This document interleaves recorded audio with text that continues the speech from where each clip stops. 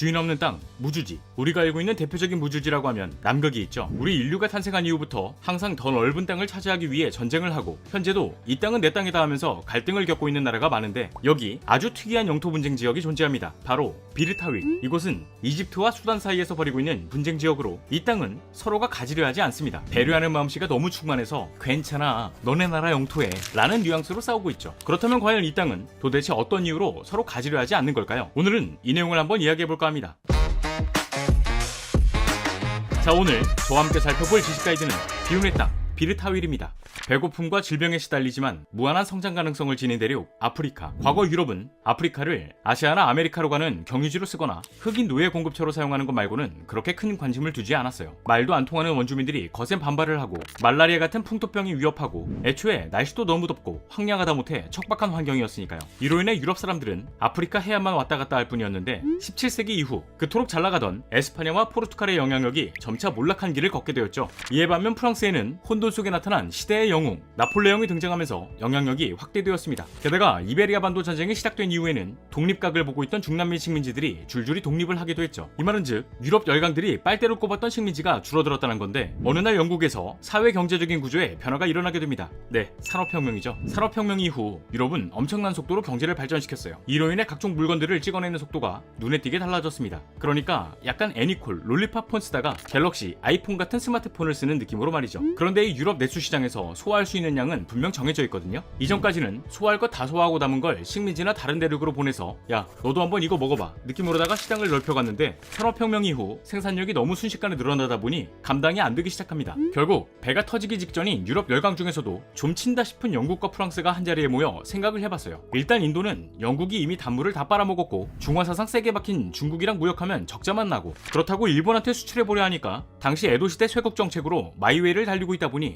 이제 어디로 가야 할까 하면서 세계 지도를 펼쳐서 보다가 눈에 띄는 한 곳이 있었죠. 네, 이곳이 바로 아프리카였습니다. 아프리카라고 하면 값싸게 자원과 원료를 받을 수 있을 뿐더러 인구도 제법 있어서 자신들이 만든 물건을 팔 수도 있었고 산업혁명도 했겠다. 지금 가진 기술력을 바탕으로 식민 통치를 하면 자신이 있다 보니 영국과 프랑스에게는 꽤나 매력적으로 다가왔어요. 물론 아프리카에는 과거 송가이 제국, 가나 제국, 아산테 왕국 등의 영향력 있는 나라가 존재했었지만 계속되는 전쟁 끝에 기술력도 부족하고 또 영국과 프랑스가 식민지화하려고 마음먹었을 당시에는 그렇다 할 강대국 없이 전통적인 자치적 통치를 고수하고 있던 부족들이었기에 유럽 열강들에게 아프리카 식민지 삼기란 식은 죽 먹기였죠. 그런데 보통 전 세계 영토의 국경 울퉁불퉁한 게 정상적으로 여겨지고 있죠. 하지만 아프리카의 국경 자로잰 듯이 반듯하게 나뉘어져 있습니다. 그 이유는 19세기 이후 영국은 북쪽에서 남쪽으로 프랑스는 서에서 동쪽으로 밀고 나가면서 아프리카 땅 따먹기를 시작해 지난 1884년 유럽 열강들이 베를린에 모여 부족, 언어, 역사, 종교, 문화 등 그 어떠한 조건을 고려하지 않고 행정 편의상으로 나누어 버렸기 때문입니다. 이 회담을 이른바 베를린 회담 또는 아프리카의 분할이라고 하죠. 이때 획정된 국경은 현재까지도 이어지고 있고요. 하지만 영원할 줄 알았던 영국과 프랑스의 식민지는 제1차, 2차 세계대전이 연달아 터지게 되면서 상황이 급변하게 되었고 이내 황량한 사막 속 아프리카 식민지 곳곳에서 독립의 바람이 불었습니다. 이후에는 유럽 열강들이 그어놓은 국경선으로 인해 범잡을 수 없이 혼란스러운 상황에 놓인 아프리카 그리고 이 중심에는 이집트와 수단의 영토 분쟁 지역 할라이브 트라이앵글이 있었습니다. 사실 이집트와 수단의 경계는 누비아 사막이란 존재 때문에 두 나라의 경계가 그냥 애매모호 그 자체예요. 그러나 지금의 국경은 정말 명확하게 나누어져 있죠. 그 이유는 지난 1882년 오스만으로부터 독립한 이집트가 영국의 보호령이 된 것으로부터 시작되었어요. 당시 영국의 영향력은 현재의 이집트, 수단 지역 모두가 해당되었지만 수단 지역의 현지 부족들이 반란을 일으켜 떨어져 나가게 되거든요. 이 상황을 영국이 그냥 지켜볼 리 없었고 수단의 반란군을 제압하게 됩니다. 이 시점을 기준으로 수단은 다시 이집트의 영토가 되었죠. 그러나 이걸 영국의 입장에서 보면 괜히 보호령 영토만 늘어난 상황이죠. 이집트야 수에즈 운하를 가지고 있으니 지켜줄 가치가 있어 보이지만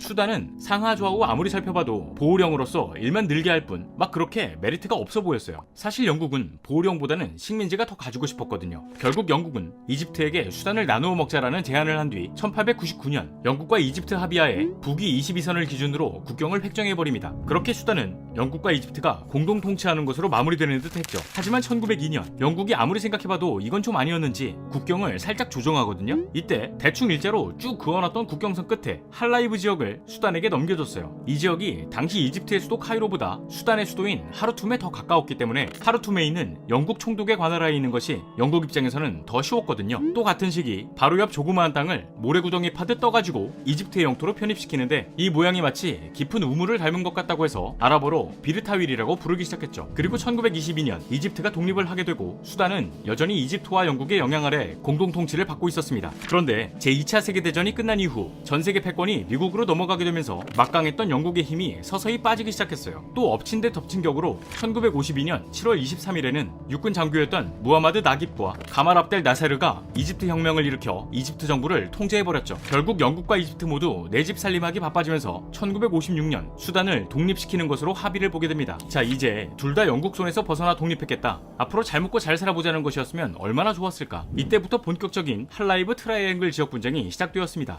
이집트와 수단은 북위 22도선에 획정한 국경선을 두고 서로의 입장을 밝혔는데요. 이집트의 경우에는 1899년 처음 획정했던 국경선이 맞다. 수단의 경우에는 1902년 수정했던 국경선이 맞다. 그러니까 할라이브 지역이 자기네 땅이 되었던 시기가 정확한 국경선이라고 주장하고 있죠. 여기서 그냥 복잡하게 하지 말고 세상에서 가장 공평한 게임, 가위바위보에서 이긴 사람이 할라이브 가지면 되는 거 아닌가? 뭐 이렇게 생각하실 수 있겠지만 서로 가지지 않으려고 하는 이유가 비르타윌이라는 땅이 사막이에요. 정말 아무것도 없는 척박한 사막지대여서 농사도 못 짓고 사람이 살기도 쉽지 않아요. 게다가 이 땅의 면적이 우리나라에서 가장 큰 섬인 제주도보다 조금 크다고 하거든요. 이에 반면 서로 가지려고 하는 할라이브 지역은 일단 비르타윌 지역보다 약 10배가 큽니다. 영토가 큰 것도 큰 것이지만 이 지역이 지리적으로 홍해와 접하고 있어요. 그러다 보니 전략적 가치의 차이는 말할 것도 없고 또 홍해는 원유 수송의 주요 항로이자 철강 산업의 필수 광물 중 하나인 망간이 매장되어 있다고 합니다. 이 상황은 즉 두 나라 모두 자국의 이익과 발전 가능성을 생각해서라도 무조건 할라이브 지역을 가지려고 하는 거죠. 심지어 두 나라 사이 갈등이 최고조에 달했던 1990년대에는 군사적 충돌이 생길 뻔했던 적도 있어요. 지난 1991년 수단이 홍해 연안의 석유 탐사권을 캐나다 업체에 양도해버렸기 때문이었죠. 결국 이집트가 이 지역에 군대를 파견하면서 하마터면 전쟁으로까지 번질 수 있었지만 수단이 유엔에 중재를 요청하면서 간신히 넘어갈 수 있었죠. 그렇게 우여곡절 끝에 2000년대에 들어서면서 서로 좋게